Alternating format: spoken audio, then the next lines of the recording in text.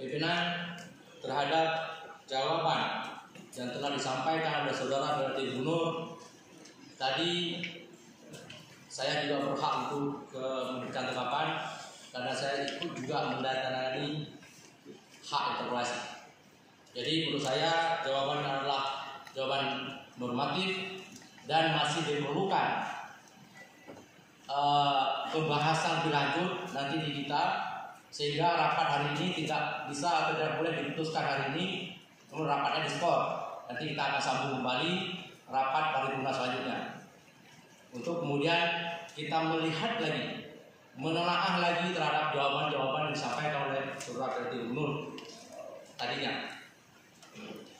Yang kedua, pimpinan, bahwa hari ini hari yang sangat bersejarah, di mana rakyat Aceh hari ini terpecah menjadi dua golongan antara pro dan kontra terhadap apa yang terjadi di Aceh saat ini. Hari ini Pak PLT hadir didampingi oleh para pensus, kemudian juga dihadiri oleh para pendemo di luar sana.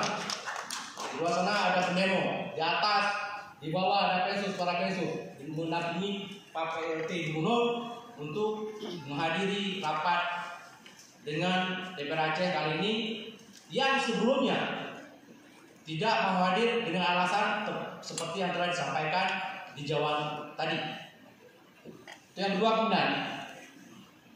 Selanjutnya saya tidak masuk kepada jawaban tadi karena normatif, dan kita akan lanjutkan nanti di pembahasan selanjutnya di rapat kita nanti di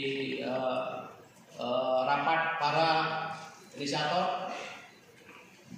Selanjutnya saya hanya ingin mengajak kembali kepada Pak PLT ketika sebelumnya ketika mau naik menjadi Gubernur Aceh dan Wakil Gubernur Aceh ketika itu tentunya punya niat apa yang kemudian saya ingin menjadi gubernur. Apakah ingin menjadi penyejuk di saat panas, ingin penerang di saat gelap? Kalau itu maka ayo kita lanjutkan. Sayang sekali saat ini rakyat Aceh merindukan pemimpinnya yang betul-betul sayang kepada mereka. Yang hari ini mereka kelaparan akibat daripada COVID-19 ini. Mereka butuh pemimpin. Mereka butuh ayah dan mamanya.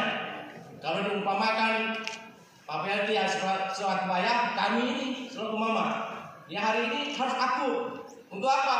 Untuk ketenangan hidup mereka, untuk keberlanjutan daripada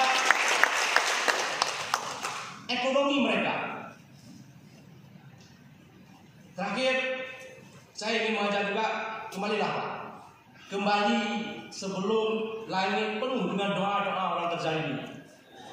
Assalamualaikum warahmatullahi wabarakatuh. Terima kasih.